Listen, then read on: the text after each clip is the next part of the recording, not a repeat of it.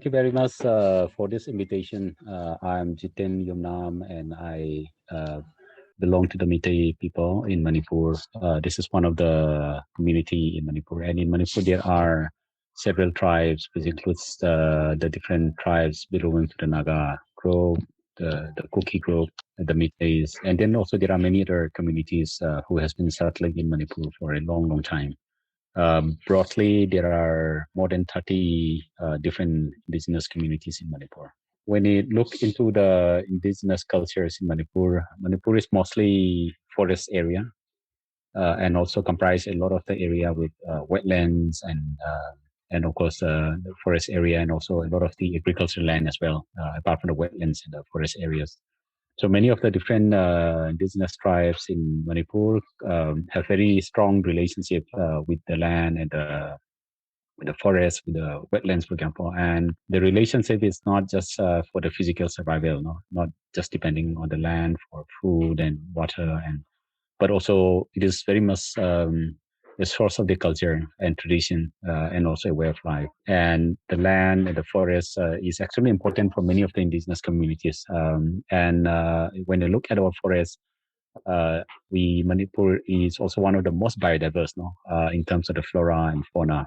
So in fact, this region is also classified as among the 25 biodiversity hotspot. So which means the diversity of flora and fauna is quite extensive. And just on the flowers, for example, the orchids, we have more than 400 orchids in Manipur. And then there are several fish in Barak River, in Irang River, even in the Loktak wetlands. And many of these fish and even the flowers, this has not just the physical relationship, but also these are a source of culture. So, for example, a lot of the fish and also even the flowers are used in our ceremonies and rituals. The orchids, for example, and if you look at the orchids, for example, the Meitei people, it has several folklore and folk dance and even folk song, which is based on the flowers and especially the orchids. So we call it Leirol. Leirol is appreciating not just the beauty of the flower, but also telling the history, telling the cultural source, cultural relationship of the flower with the communities here, not just with the Meitei, but with other communities. So uh, this forms the flora and fauna, the rich biodiversity here in Manipur. It's very much part and parcel of the indigenous culture, tradition, and way of life in Manipur. Because of this relationship, because of this cultural importance, many have very strong practice, good practice in terms of protecting the environment, the land, and the forest. And many communities here in Manipur have traditional ways of practice of conserving the forest area, for example, and then practice conserving the wetlands and even the land. If you look at the Naga tribes here, the Tangkhul, for example, the Rome, or even the Maring, and even the Meiteis, there are several traditional practices of conserving the forest. So there are areas with the community classified as community reserve forest area. And then there are areas with community through the traditional institution define certain areas for use in agriculture and also in the collection of seasonal forest producers to sustain the livelihood of many of the communities. So there are traditional practices in protecting and conserving the environment. And then many of the communities like the Meiteis and also several other communities have strict rules when to catch fish, for example, like there are certain times of the year where you cannot catch fish, and even so there are several practices traditional practices that contributed in the conservation of the environment, conservation of the forest, conservation of the wetlands in Manipur. So with this, what we also find in Manipur is increasingly there are a lot of challenges when it comes to the issues around environment, and one of the primary challenges is the issues around the different developmental process now. I used to work with the Imphal Free Press. This is one of the media unit quite almost 20 years back. And when I write report on many of the environmental issues, which includes the issues around Loktak. Loktak is in the central part of Manipur, and so there are a lot of issues when it comes to Loktak, the receding water level, the displacement, the loss of flora and fauna in Loktak. And then one of the biggest challenges is the Loktak multi-purpose hydroelectric project. We were reporting on Loktak in 1999 and 2000, and those were also the time when a lot of the different environmental groups in Manipur were also raising concerns on Tipaimuk Dam. Tipaimuk Dam is a 1,500 megawatt, one of the biggest dam proposed over the Barak River. So there are a lot of concern and voice of expression of concern from many different communities in Manipur, especially with the Loktak multi-purpose project and Tipaimuk Dam. So that's how I gained more interest trying to understand now these issues. And when I go deeper into these issues, then I realized that there are multiple areas that we need to focus.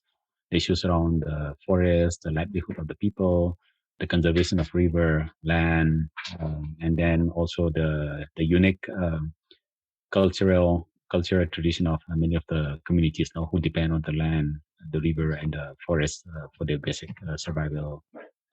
Yeah, so those are what that inspired me to focus on these issues. And then over a period of time, we realized that there are so many other projects which are introduced in Manipur, which target our land, our forest, our river, even our land. So then I was trying to follow up with a policy. The Loktak multi-purpose hydroelectric power project is one of the most controversial dam. Again, the Mapitil Dam and the Loktak hydroelectric power project. It has submerged huge area of agricultural land. It also submerged a huge area of forest land. If we calculate the total land loss due to this, it is more than 50,000 hectares of land in the Loktak area and also in the Mapitil region. And it also led to loss of livelihood of several thousands and thousands of people who depend on the land and the forests for agriculture and also for collection of seasonal food, and then also for fishing, and also especially a lot of the community depend on the river for the collection of this sand and stone, especially the women folk depend on the river. So with the dam construction, it led to loss of livelihood to several thousands and thousands of people. So that's why it's one of the most controversial project. And another impact is because of the blockade of the river, the migration of fish is also disturbed. So it led to a loss of many of our endemic and native fish here. And in the Loktak area, it led to a significant biodiversity impact. Many of the floral species, many of the food species that many people collect during different seasons are lost. And this also significantly impact on the livelihood and the role of women and the communities in Loktak region. So in terms of the dam, we had very bad experience. And then there is another dam called the Kuga Dam. Kuga Dam is in Chusampur area, southern part of Manipur. It submerged more than 500 hectares of agricultural land, different forest area. And now the problem is this dam has failed to function. So if you go to the Kuga Dam area, despite its massive submergence of forest land, the Kuga Dam remains non-functional. So it doesn't generate even a single unit of electricity. It doesn't provide the water for irrigation. It doesn't provide water for drinking. So which means it's a symbol of corruption. It's a symbol of destruction and unsustainability in Manipur. So similarly, Mapitil Dam, they start blocking the river, the Thopal River, from 2015 onwards, and this is 2021. 6 years down the line, 7 years down the line, this Mapitil Dam has failed to generate any single electricity, or it has failed to provide drinking water. It has failed to provide irrigation water. So Manipur has several examples of dams lying defunct without performing any function. There's another dam called Kopum Dam. Kopum Dam is, if you go to the Kopum Dam area in Tamenglong, Kopum area, you'll find the dam lying completely defunct. It's not functional. So what we are saying is, apart from causing social impact, apart from causing environmental impact, many of these dams are also wasting public resource, and it's a huge investment to build this dam, human life, loss of land, livelihood, and then this dam are remaining non-functional. So it is wasting a lot of the public money, and now the government is still pushing, despite the failure, despite the impact. We are quite quite surprised that the government is still pushing to construct several other dams in Manipur. Like for example, the government is planning to build the 190 megawatt Pabram Dam. Uh, it's also planning to build the Irang Dam over the Irang River, the 70 megawatt Nulavan Dam. There's another 66 megawatt Loktak downstream project. So, many of these dams are still proposed over many of the rivers, no? Despite our bad experiences. So that's why we are quite concerned with the construction of large dam. And as I said, Manipur is a forest area and also a lot of agricultural land. So with the emergence of forests and agricultural land, this dam is also kind of contributing to the climate change. So which will impact change the climatic condition in Manipur. And forests plays a very important role in absorbing greenhouse gas, carbon dioxide primarily. And with the with the destruction of forests, it led to emission of this carbon dioxide. No? And then many of the forests are again either failed and burned, to convert as dam reservoir. And during that process also, it led to emission of carbon dioxide and many other greenhouse gas like carbon monoxide and methane. There is another reason. And the third is there are several cases of direct submergence of the forest area because of the dams. So which means the forest and agricultural land, when it submerged, it also led to decomposition of this organic plant and forest area. So which means that decomposition also led to emission of carbon monoxide, carbon dioxide, methane.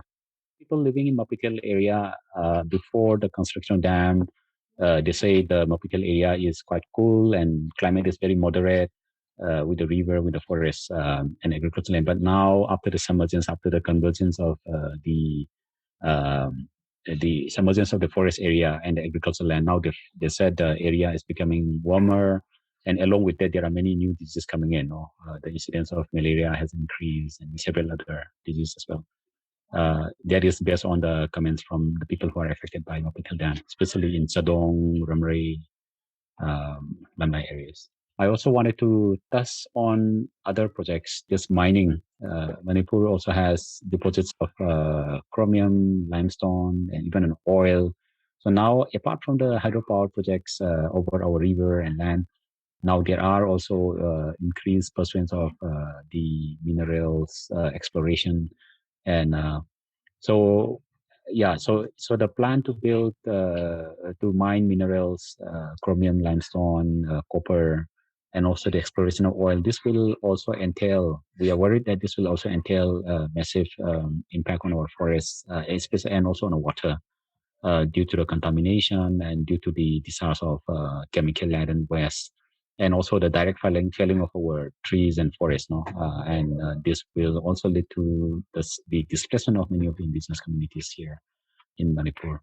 That is one of the biggest concern. And what we are more alarming is many companies who come to mine and drill oil in Manipur, they have failed to come up with a comprehensive impact assessment, participatory and real impact assessment, social impact, environmental impact, health impact, and even the cultural impact that we are referring to. So they have failed to conduct that, and not just failing, but there are times where they conduct impact assessment, but those are all full of lies and misinformation. And we are worried that those studies are done without visiting the field areas, no, and then to conduct a detailed impact assessment, the need is to monitor all throughout the seasons, through different seasons, because in Manipur, in many of the interior areas, the forest areas, the species, it changes, no? Flora, fauna, it changes depending on the season. No? So which means it needs a close and very careful monitoring of the species and biodiversity over a period of time. So those data, those studies are completely missing out here, and there is a lot of misinformation and there's a lot of falsification. And they also fail to consider many of the studies in Manipur. For example, the universities, Manipur University, for example, and a couple of university over the region, they have conducted several studies looking into the flora and fauna and the fish species and the diversity, and even new fish species are being discovered. No? New medicinal plants are being discovered. So which means the depository of our flora and fauna is still incomplete. So the new research finding confirm more species. No? So which means, and many of these are already threatened and endemic. So this studies conducted by the companies, even if they conduct, they falsify, they undermine, they negate the fragility and the uniqueness of the biodiversity. So that's why we are quite worried and concerned that the intention of this extractive industry, mining and oil exploration, is not to promote the biodiversity or not to promote the environmental integrity of the region. And then we also, when we look at the experience of mining in other places like Orissa and Jharkhand and other parts of India, we find that there are multiple issues to be considered before pursuing mining or oil exploration, especially the social impact, impact on people, issues of displacement, issues of resettlement, issues of rehabilitation, issues of environmental damage, pollution, contamination of river, the health impact, issues that needs to be discussed. So what will be the safeguard for the people? What will be the check and balance for the people and the environment? I think those are areas that needs a close examination with the participation of the people. And we find that those processes are completely ignored in the case of Manipur. And when we also look at the policies, the increased dilution of policies happening on the environment, giving more rights to the private companies, giving more regulatory preference to the corporate bodies, and we are also alarmed because those policy dilutions and new policy form, it kind of failed to recognize the participation of the different communities. Or the rights over the land and resources. And I think that is one of the reasons that we are concerned. And then there are progressive laws, like, for example, the Forest Right Act, which of 2006, which at least recognized the need to consult many of the traditional bodies or traditional institutions of tribes and other communities. No? But in the case of Manipur, those progressive laws are what the government and also the corporate bodies, they don't want to implement those progressive laws. So in the case of Mapitel Dam, the affected communities has to file complaint and petition to the National Green Tribunal and even to the Supreme Court for the project proponents failing to implement the Forest Rights Act. So if the matter goes to the court, and then so there was this order asking the government to implement Forest Rights Act, but the application is still a problem. And the same thing happened with many other large mega projects. Now, this Trans-Asian Railway work, which also damaged a lot of our forest area. It failed to apply the Forest Rights Act of 2006. Manipur is a very unique place, unique in a way that in terms of the biodiversity composition, in terms of the culture and tradition, and it's our need and also our responsibility to protect our environment and our land and resources, and the fragility. And also we also find the when we look at the struggles of different communities, and also what is also good is there are also good examples of how, because of the efforts of the different communities, people are able to defend our land and resources. And I think those are what that also lead us to also to continue with our initiative, because we are able to provide support to them, also inspire to them as well. And what is also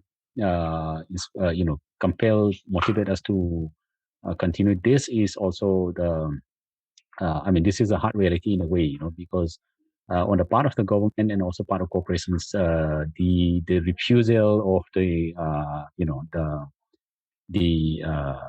reluctance of the government and also the corporate bodies to listen to the people. So the undemocratic process, the undemocratic approach, it also kind of left a big question that whether we should allow that process or not. Because we talk about democracy, we talk about accountability, we talk about transparency. When the very system doesn't uphold the very principle that it should be, practicing, then I think it's a responsibility of the common people to ensure that we, push for the implementation of those very principles, into practice. And I think those are what that compel us, yeah. And of course, also seeing the success in Manipur after all the struggles. And I think those are beautiful moments because we encounter several occasions where people are able to defend the land and resources after all the struggles. And like the case of oil exploration, there was this very intensive, very aggressive effort to pursue oil exploration in Manipur. But then after all the mobilization and response from different communities, it was kind of it's not completely abandoned, but at least the government kind of delayed or maybe take time to do so. So which means the survey work not be completed. And yeah, so we also find a couple of those instances. And then also in some of the projects where the government plan to build dam in Barak River, so there are times where people respond, resist, and also engage the government. And somehow, there are times where people were um, able to, at least able um, to defend the land. And similarly with many couple of other projects also as well. So I think those are also very important instances, with also help us, yeah. And then and also our after you respond, after you are able to engage with different communities who are affected, or different communities who struggle and resist, and different communities who are able to successfully defend the land.